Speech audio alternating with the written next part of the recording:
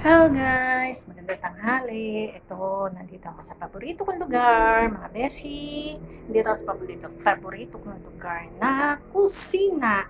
Ito guys, magluluto ako ng tinolang manok at sasamahan ko siya ng chicken blood. Ayan.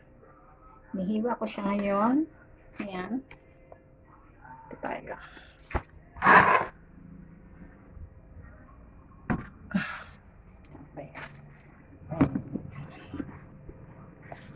Ayan guys. Ayan. Bahay ko siya. Ayan. Bili ako ng ito, manok, tapos chicken blood, saka chicken feet. Yan. Lilinisin ko pa. Kaya, unahin ko muna itong dugo ng manok. Unahin ko lang ng hindi kalakihan siya. Kalahati lang yung lulutuin ko na dugo ng manok. Para, mamaya yung iba, gusto ko, siguro yung adobo ko. And guys, marami-rami na rin. Kahit sa pag nagluto ako ng arroz gusto ko yan.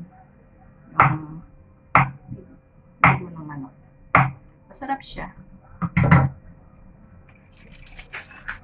Lakas ko na. Ayan. Galing ako sa dahil nga bumili muna ako. Medyo na-missy kaya tanghali na makapagluto. Pero okay naman kasi late namang magsikain. Kaya okay lang. Sa past 12 na tsaka nagsisikain kasi late na rin ang almusal. And guys, nahugasan ko na. Isi-set aside ko lang ito.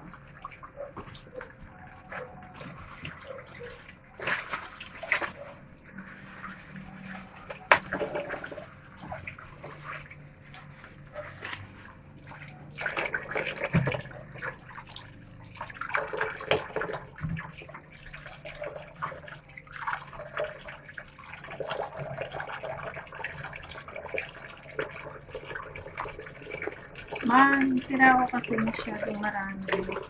Parang may ano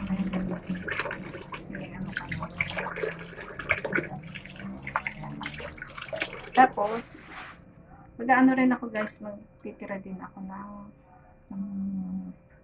chicken feet. Marami ito. Meron kong 1 kilo eh. Kaya,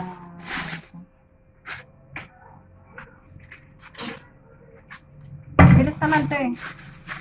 Ayan. Ang galing lang ng balat. May balat pa. Tapos yung yan. Ako gusto ko pagka nagtinola ako guys. Beshi, yung nalalasahan ko yung luya niya. Yun ang gusto ko sa tinola. Ayan. Linis na. Mabilis na maluto ito eh. Madali naman tanggalin siya kasi sa dali na siya tanggalin. Ginugupit ko lang yung mga kuko. Ayan.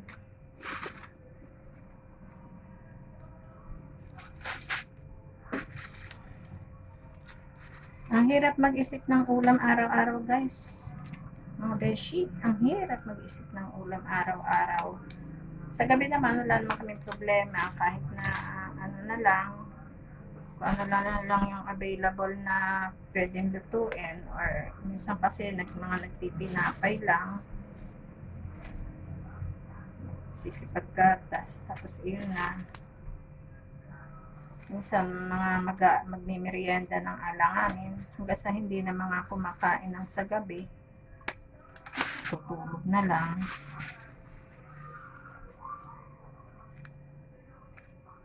Mahilig kami dito sa mga chicken feet, yung kung ano yung mas buto-buto ng ano ng manok, mas ano pa namin yun kaysa doon sa laman. Pag nga guys, bibili ako ng lechon manok, naiiwan yung mga laman. Kukunin lang ang mga balat, tapos yung pinakabuto-buto. Yan. Lalo na pagka ang mga ano part ng leeg. Yan. Lahan yan. Kalimutan ko dapat pala hinaluan ko ng ano. Atay balon-balunan.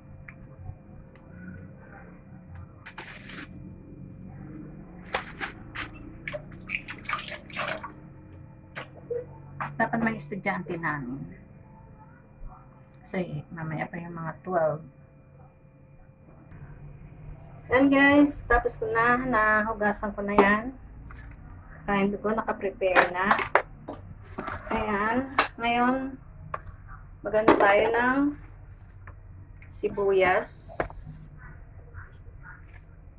bawang, siguro mga half lang ng bawang. Ayan. Luya. So guys, yung lasa yung luya. Siguro ito. Kapiraso. Pakuha pa ako ng konti pa dito. Ayan. Luya, sibuyas, bawang. At ito. Bumili akong 2 sayote. Pwede na yan. Tapos ito yung napitas ko lang sa aking garden ng malunggay.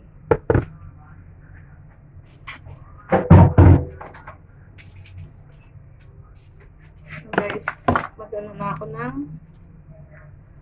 magpipit-pit ako ng yan, bawang. Pero tama na itong bawang kasi may luya naman.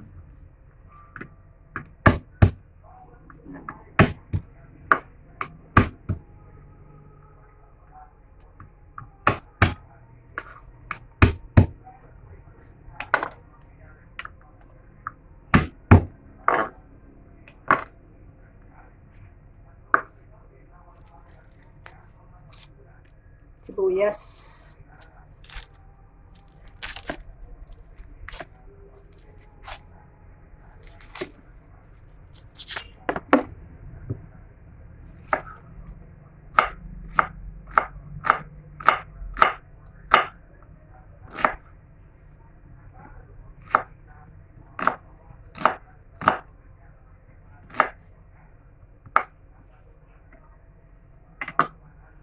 Ang luya, edyanin ko lang, hugasan ko lang.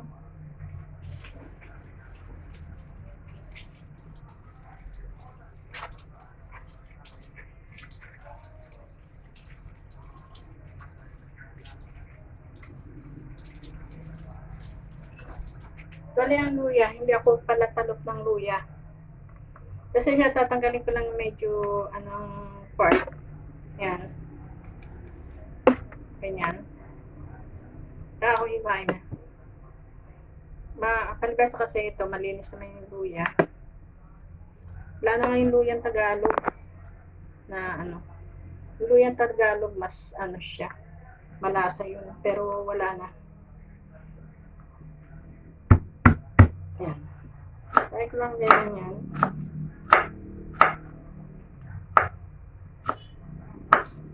Strip lang. Ito na na-prepare ko na, magigisa na ako. And guys, habang magsasangkot ka na ako ng manok. Tapos para habang sinasangkot siya ko, piprepare ko yung sayote, tatalupan ko. Matagal pa naman to pagka sinangkot siya. Yan. Naiinit lang natin ng kawali.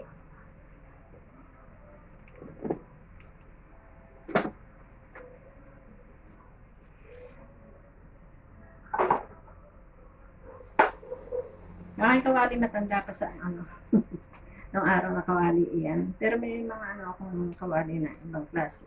Yung mga labas ngayon. Pero ito, Yun nung araw nakawali ito eh. Talagang na lang ng konting oil lang. Yan. Painitan lang. Tingnan natin yan. Maraming. Yan. Pag mainit na siya, unahin ko na ang luya.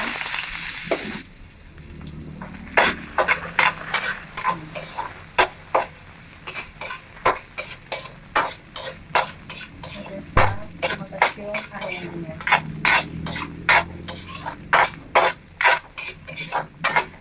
Tapos ang luya guys, lagay ang sibuyas.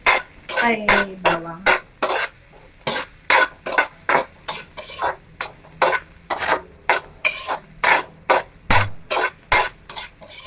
Lalabasin lang natin yung aroma ng bawang. Pagkatapos ang bawang, ilagay natin ang sibuyas. Yan.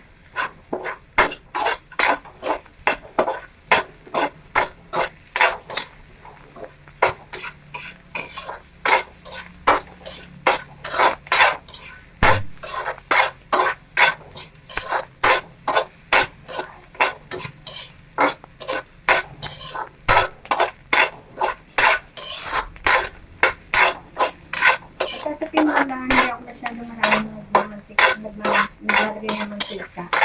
Pag-sakot ko ito. Kasi medyo lumalabas pa yung mantika dito sa para yung sabaw, hindi siya maanong higupin. Lalagay ko na ang manok. Guys.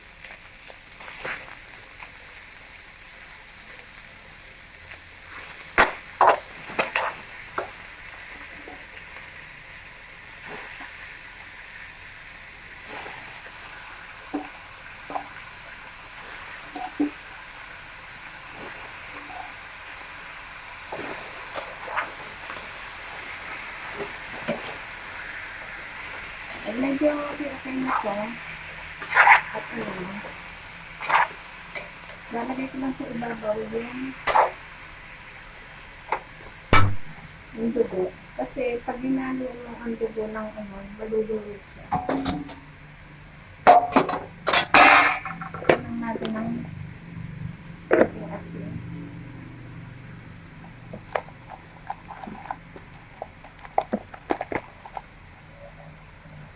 Yan ang konting paminta. Yan. Pantanggal din ng lansa yan.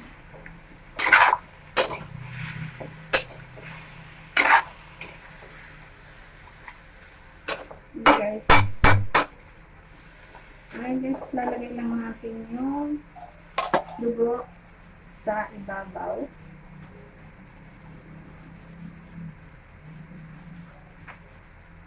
Yan. Kapaibabaw lang natin dito. Ayan. Ngayon na natin haluin. Ngayon takpan. Maya hanggang piniprepare ko yung sayote. Kaya muna masangkot siya.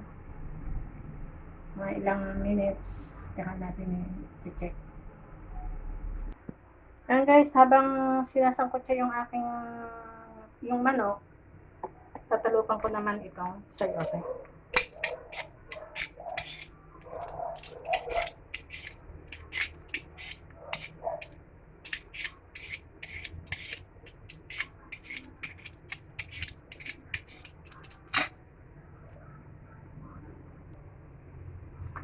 Ayan guys, tatalupan ko na, nahila ko na ang sayote. Ngayon, check natin kung okay na para lalagay natin ang check. Ayan. Ayan guys, maganda na ang pagkakasangkot siya. Ayan. Pwede na ilagay guys ang sayote. Ayan. Lalagyan na natin ang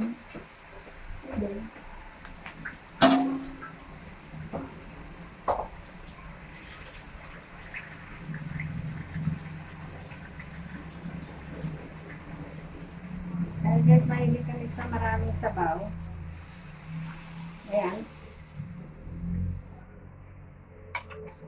Yan ang ano namin, mahilig kami sa masabaw. Ayan. Ayan ito guys, lalagay na natin.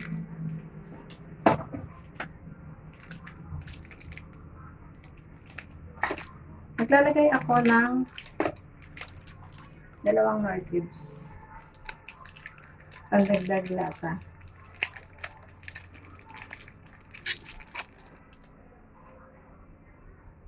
Kaya lang itong kumulo.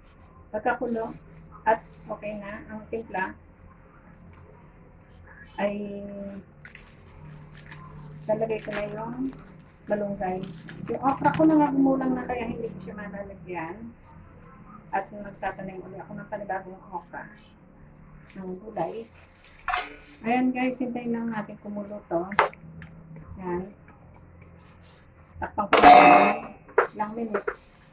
Pag malambot na yung sayote, pwede nang ilagay ang malunggay.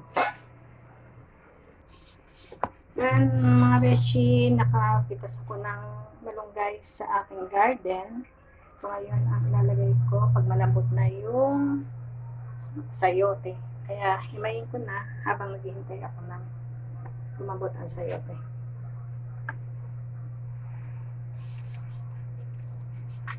Kailangan kayo naman pagka may tanim. Medyo less budget na. Yan.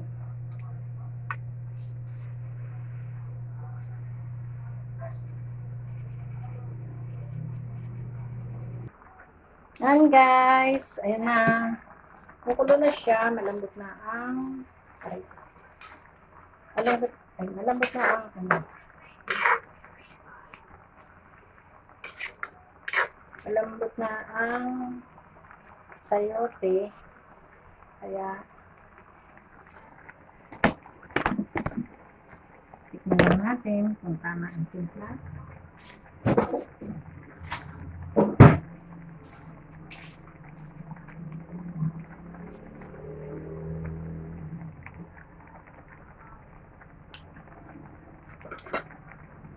Perfect.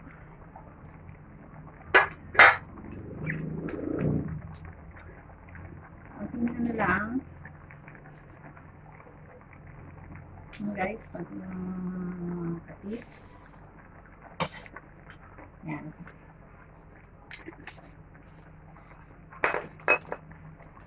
Natin guys, lagay na ang malunggay.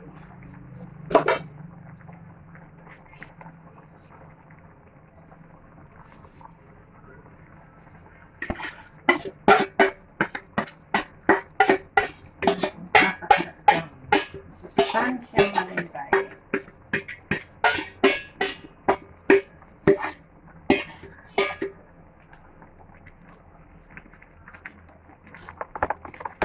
Okay guys, ngayon luto na ito. Ano na kami, magla-lunch na kami at mga gutom na. Guys, maraming salamat sa aking sa mga nag-subscribe sa akin. Follow nyo lang ang aking Reels, aking TikTok, and thank you so much, and God bless. Happy lunch. Bye.